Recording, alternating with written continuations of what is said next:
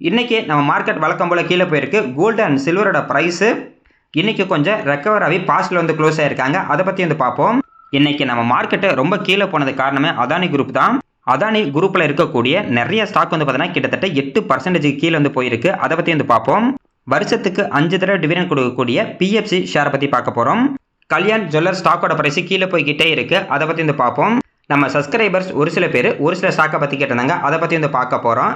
ஸ்டாக்கை பற்றி பார்க்கறதுக்கு முன்னாடி how to avoid loss and earn constantly இந்த ஸ்டாக் மார்க்கெட் இந்த புக்கில் இருந்து டிப்ஸ் வந்து பார்த்துடலாம். ஸ்டாக் மார்க்கெட்டில் நிறைய பேர் என்ன தப்பு பண்ணுவாங்கன்னா, நம்ம ஷேர் மார்க்கெட்டு புல் ரன்னில் இருக்கும் போது புல் ரன்னை லீட் பண்ணுறது ஒரு சில செக்டாராக தான் இருக்கும். நிறைய பேர் புல் ரன்னில் எந்தெந்த செக்டார்லாம் அந்த புல் ரன்னை லீட் பண்ணதோ அந்த ஸ்டாக்கை போய் பார்த்தீங்கன்னா வாங்க ஆரம்பிப்பாங்க. அப்படி நம்ம வந்து வாங்கக்கூடாது. அதே மாதிரி இதுக்கு முன்னாடி ஒரு புல் ரன் வந்திருக்கு. அந்த புல் ரன்னில் வந்து பார்த்தீங்கன்னா ஒரு சில செக்டார் ஸ்டாக்கு மட்டும் நல்லா இன்க்ரீஸ் ஆகிருக்கும். அந்த புல் ரன் முடிஞ்சதுக்கப்புறம் அந்த ஸ்டாக்கோட ப்ரைஸ்லாம் கீழே போயிருக்கும். அதுக்கப்புறம் இப்போ நம்ம போய் வாங்கலாம் அப்படின்னு நம்ம வந்து வாங்கக்கூடாது. சிம்பிளாக சொல்லணும்னா, ஒரு புல் ரன்னை எந்த செக்டார் இருக்கக்கூடிய ஸ்டாக்லாம் லீட் பண்ணதோ அந்த ஸ்டாக் வந்து பார்த்தீங்கன்னா புல் ரன்னுக்கு அப்புறம் வாங்காமல் இருக்கிறது நல்லது. எக்ஸாம்பிளுக்கு 2000 வருஷத்தில் வந்து பார்த்தீங்கன்னா புல் ரன் வந்து டெக்னாலஜி செக்டாருக்கு வந்தது. அதாவது ஐடி செக்டாரில் இருக்கக்கூடிய ஸ்டாக் எல்லாமே 2000 வந்து பார்த்தீங்கன்னா அப்படியே இன்க்ரீஸ் ஆகிட்டே இருந்தாங்க.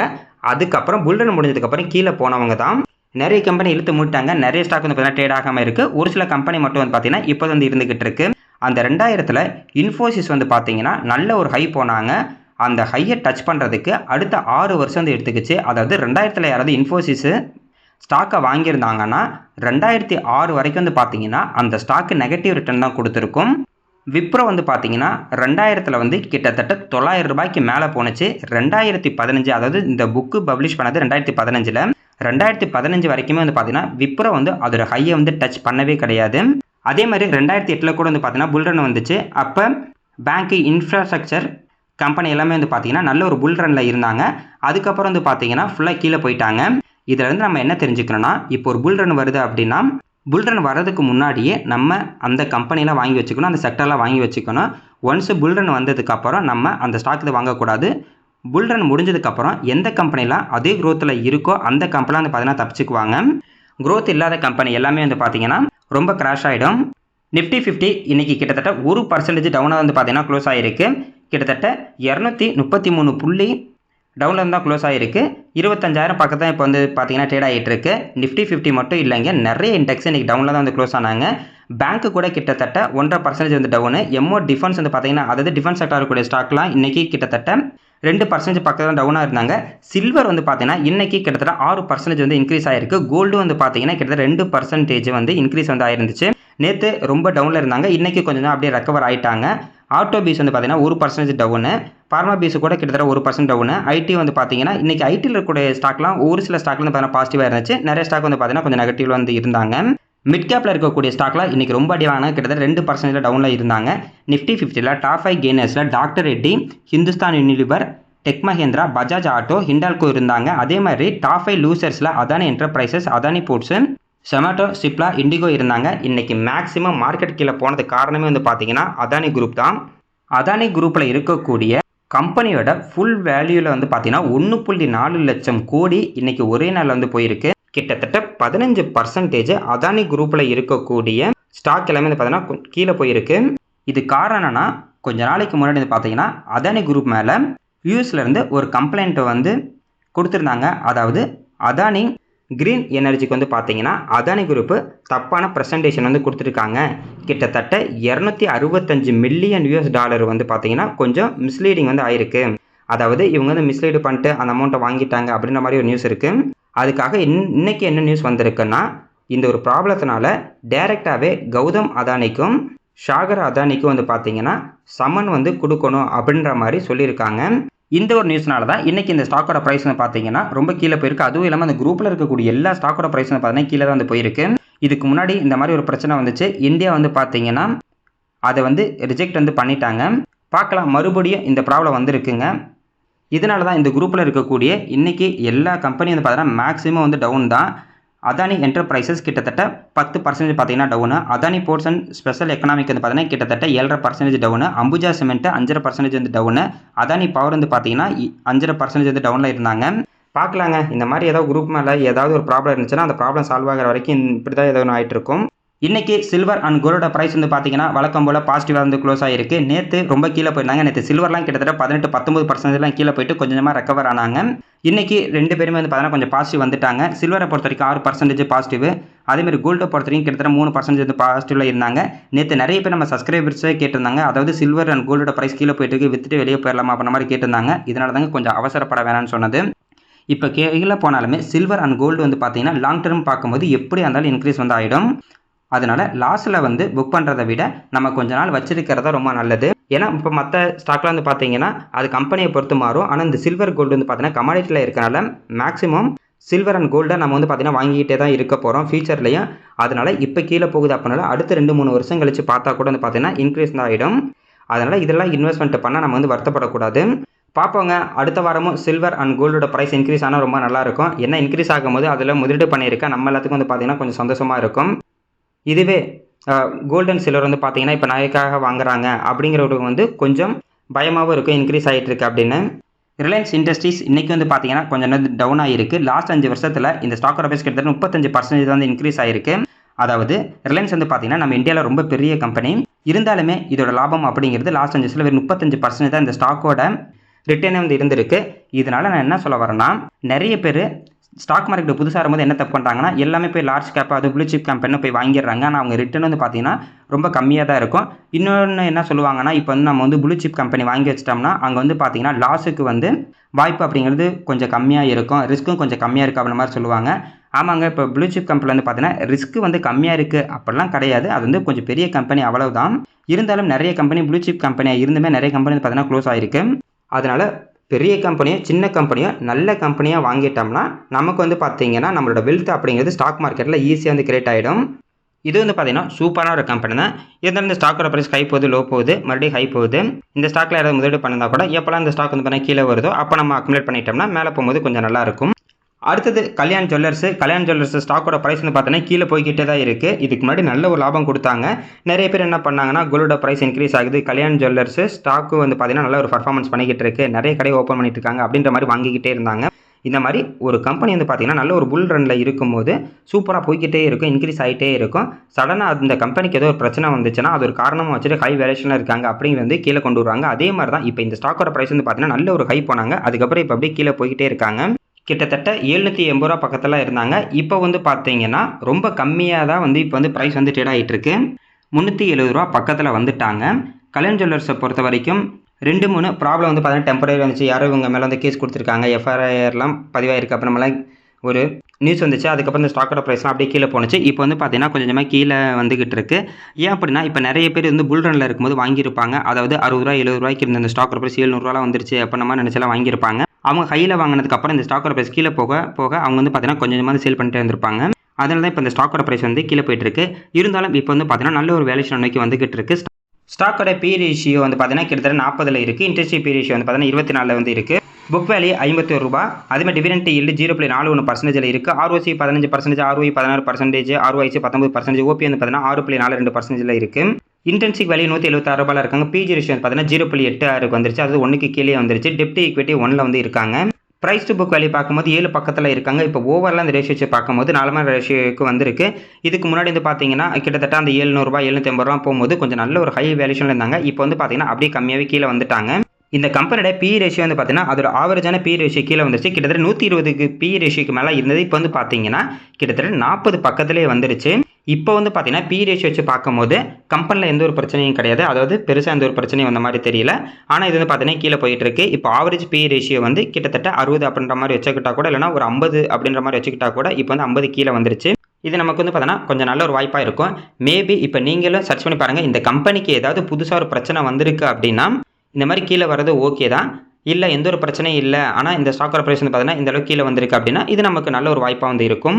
ஒன்றும் இல்லைங்க, சூப்பராக இருக்கக்கூடிய ஒரு கம்பெனி ஸ்டாக்கோட ப்ரைஸ் இன்க்ரீஸ் ஆகிட்டு இருந்துச்சு அப்படின்னா ஹை வேல்யூஷன் போனதுக்கப்புறம் நிறைய பேர் வந்து ப்ராஃபிட் வந்து புக் பண்ண ஆரம்பிப்பாங்க.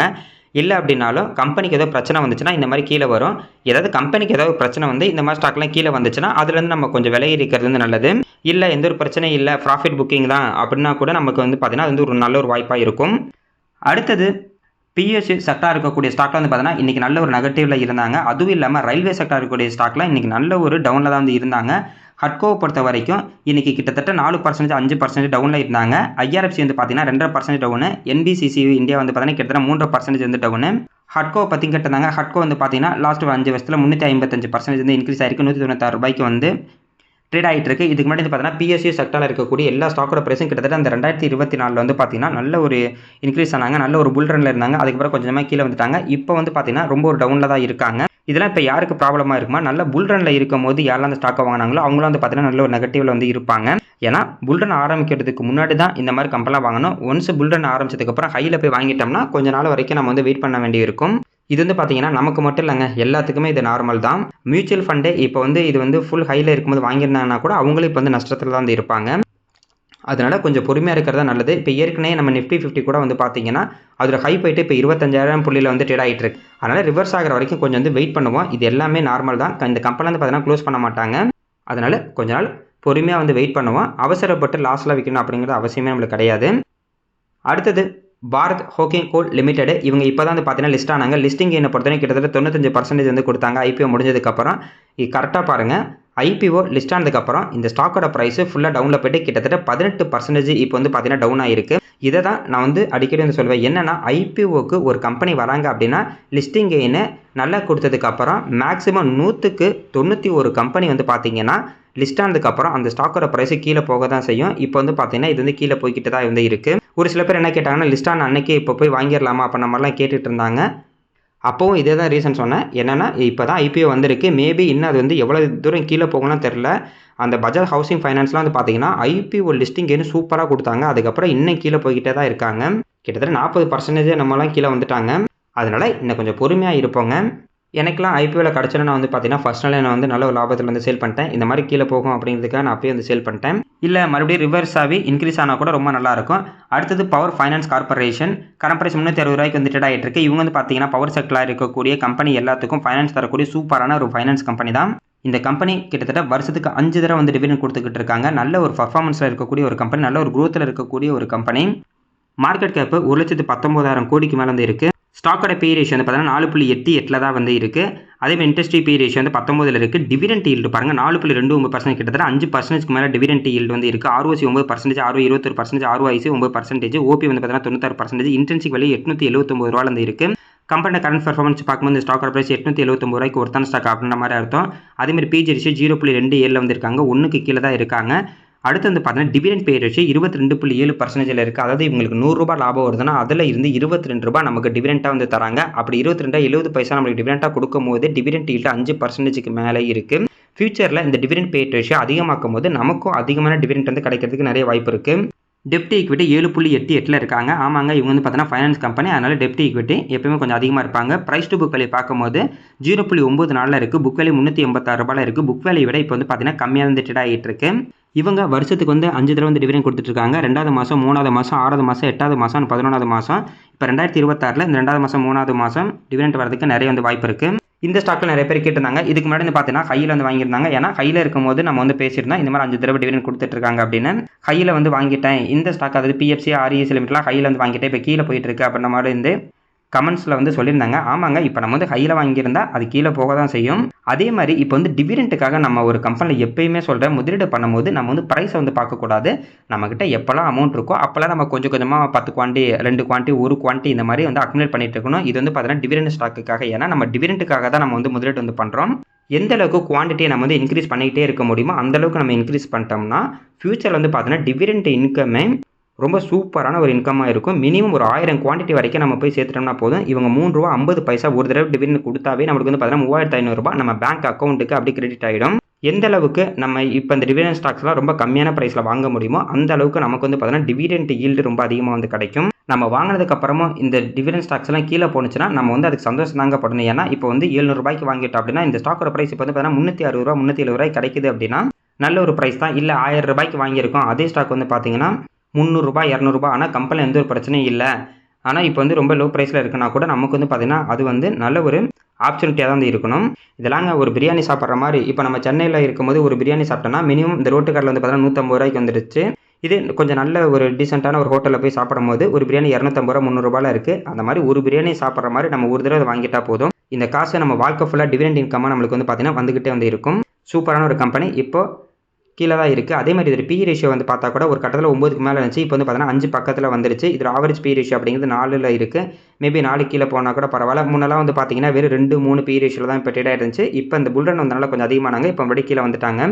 டிவிடெண்ட் இன்கம் கிடைக்கிறதுக்கு சூப்பரான ஒரு கம்பெனி. ஏன்னா டிவிடெண்ட் பே ரேஷியோ வந்து பார்த்தீங்கன்னா கம்மியாக இருக்குது. இதை விட மற்ற கம்பெனிலாம் இப்போ வந்து பார்த்தீங்கன்னா 10%, 15% டிவிடெண்ட்டு கொடுத்துக்கிட்டு இருக்காங்க. இருந்தாலும் ரேஷியோ வச்சு பார்க்கும்போது இந்த கம்பெனி சூப்பரான ஒரு கம்பெனி தான். டிவிடெண்ட் பே ரேஷியோ இப்போ கம்மியாக இருக்கும் போதே வந்து பார்த்தீங்கன்னா 5%க்கு மேலே இருக்குன்னா ஃபியூச்சரில் இந்த பே ரேஷியோ அதிகமாக்கும் போது கண்டிப்பாக அதிகமான டிவிடெண்ட் ஈல்டு அப்படிங்கிறது நம்மளுக்கு வந்து கிடைக்கும். பாலிகேப் இந்தியா இன்றைக்கி இந்த ஸ்டாக்கோட ப்ரைஸு கிட்டத்தட்ட 3% பார்த்தீங்கன்னா கீழே வந்திருக்கு. அதே மாதிரி கிட்டத்தட்ட 7,800 ரூபாய்க்கு மேலே நம்ம போணுச்சு. இப்போ வந்து பார்த்தீங்கன்னா 6,700 பக்கத்தில் வந்து ட்ரேட் ஆகிட்டு இருக்கு. சூப்பருங்க. பாலிகேப்பாக நம்ம வந்து நோட் பண்ணிக்கிட்டு தான் இருக்கோம். இப்போ வந்து கீழே போக ஆரம்பிச்சிருச்சு. அப்படியே அந்த 6,000க்கு பணம் நல்லாயிருக்கும். நம்ம நோட் பண்ணி வச்சுக்கலாம். சூப்பரான ஒரு கம்பெனி. இந்த மாதிரி கீழே போணுச்சுன்னா அதை நம்ம வந்து யூஸ் பண்ணிக்கணும். இதுக்கு முன்னாடி இந்த லோ அப்படிங்கிறது இந்த 6,000 இருக்குங்க. 6,000 போணுச்சுன்னா நல்லா இருக்கும். 6,000 போனதுக்கப்புறம் மறுபடியும் மார்க்கெட்டு இதே மாதிரி டவுனில் இருக்குது அப்படின்னா 5,000 போணுச்சுன்னா ரொம்ப சூப்பரான ஒரு ஆப்ஷன்ட்டே நம்மளுக்கு இருக்கும். வெயிட் பண்ணி வந்து பார்ப்போம். இருந்தாலும் நீங்கள் வந்து பாலிகேப்பை யாராவது ஃபாலோ பண்ணீங்கன்னு நோட் பண்ணி வச்சுங்க. அடுத்தது பஜாஜ் ஹவுசிங் ஃபைனான்ஸ். இந்த ஸ்டாக் வந்து பார்த்தீங்கன்னா லிஸ்டானது வந்து கிட்டத்தட்ட 45% வந்து டவுனில் தான் இருக்குது. 88 ரூபாய்க்கு வந்து ட்ரேட் ஆகிட்டு இருக்கு. இவங்க லிஸ்டிங் கெயினும் முன்ன சொன்ன மாதிரி சூப்பராக கொடுத்தாங்க. அதுக்கப்புறம் வந்து பார்த்தீங்கன்னா லிஸ்ட் ஆனதுக்கப்புறம் அப்படியே ரொம்ப கீழே போயிட்டே இருக்காங்க. நிறைய பேர் இது என்ன பண்ணிட்டாங்கன்னா அந்த 170 ரூபா 160 ரூபாலாம் இருக்கும்போது வாங்கிட்டாங்க. ஏன்னா லிஸ்டான 2-3 நாளில் இது இன்க்ரீஸ் ஆனிச்சு. அதுக்கப்புறம் கீழே வந்துருச்சு. அந்த அவசரப்பட்டு எப்பயுமே வாங்கக்கூடாதுங்க. அப்படி வாங்கினவங்க எல்லாரும் மாட்டிக்கிட்டாங்க. எந்த ஒரு கம்பெனி IPO வந்தாலும் கொஞ்ச நாள் நம்ம வந்து வெயிட் பண்ணோம். இப்போதைக்கு 88 ரூபாய்க்கு ட்ரேட் ஆகிட்டு இருக்கு. அதுவும் இல்லாமல் இவங்களோட ப்ரொமோட்டர் ஹோல்டிங் வந்து பாருங்கள், இதுக்கு முன்னாடி 88.70 இருந்துச்சு. இப்போ வந்து பார்த்தீங்கன்னா 86.70 தான் இருக்குது. இது காரணம் என்னென்னா நம்ம இந்தியன் கவர்மெண்ட் ரூல்ஸ் படி ப்ரொமோட்டர்கிட்ட வந்து 75% தான் ஷேர் அப்படிங்கிறது வந்து வச்சிருக்கணும். மீதி 25% வந்து பார்த்தீங்கன்னா நம்ம பப்ளிக் வந்து கொடுத்துருக்கணும். அதாவது FIDI அப்புறம் ரீட்டைல் பீப்புள் வந்து இருக்கணும். இப்போ இது வந்து 86% இருக்கனால இன்னமும் இவங்க வந்து பார்த்தீங்கன்னா இவங்களோட ஷேர் ஹோல்டிங்கை வந்து இன்னும் குறைக்கணும். கிட்டத்தட்ட இன்னும் 11% இவங்களோட ஷேர் ஹோல்டிங் வந்து குறைக்கணும். ஏற்கனவே 2% குறைச்சாங்க கொஞ்சம் நாளைக்கு முன்னாடி. அதுக்கே இந்த ஸ்டாக்கு கிட்டத்தட்ட 8 to 9% கிராஷ் ஆனிச்சு. அடுத்த 2% பிப்ரவரிக்குள்ளே குறைக்கிறேன்னு இருந்தாங்க. மேபி இப்போ வந்து இந்த மார்க்கெட் கிராஷ்லேயே விற்றுட்டாங்களா என்னன்னு தெரியல. மேபி விற்றுருந்த நியூஸ் வந்திருக்கும். அடுத்த 2% குறைச்சாங்கன்னா இன்னமும் 7 to 8% கீழே போகிறதுக்கு வந்து வாய்ப்பு இருக்குது. வெயிட் பண்ணி வந்து பார்ப்போம். அவங்க விற்றதை வந்து பார்த்தீங்கன்னா அதிகமாக வந்து DIயும் ரீட்டைல் பீப்புள் தான் வாங்கியிருக்காங்க. FI வந்து இன்னும் வாங்காமல் இருக்காங்க. இதனால தாங்க இந்த ஸ்டாக்கோட பிரைஸ் கீழே போயிட்டுருக்கு. அதனால் இப்போ நான் வந்து அக்குமுலேட் பண்ண போகிறேன் அப்படின்னு நம்ம பண்ணுறதை விட இப்போ கொஞ்சம் வெயிட் பண்ணுவோம். மறுபடியும் இவங்க வந்து பார்த்தீங்கன்னா என்னைக்காவது விற்பாங்க. அப்போ டப்புன்னு ஒரு 7 to 8% கீழே போகும். அப்போ நம்ம வந்து வெயிட் பண்ணி வந்து அக்குமுலேட் வந்து பண்ணிக்கலாம். ஏன்னா கீழே போகும்போது நம்மளுக்கு தெரியும். அதனால் அவசரப்பட வேணாம். பார்க்கலாங்க. இன்றைக்கி மார்க்கெட் வந்து நெகட்டிவில் தான் க்ளோஸ் ஆகிருக்கு. அடுத்த வாரமாவது கொஞ்சம் பாசிட்டிவ் இருந்துச்சுன்னா ரொம்ப நல்லாயிருக்கும்.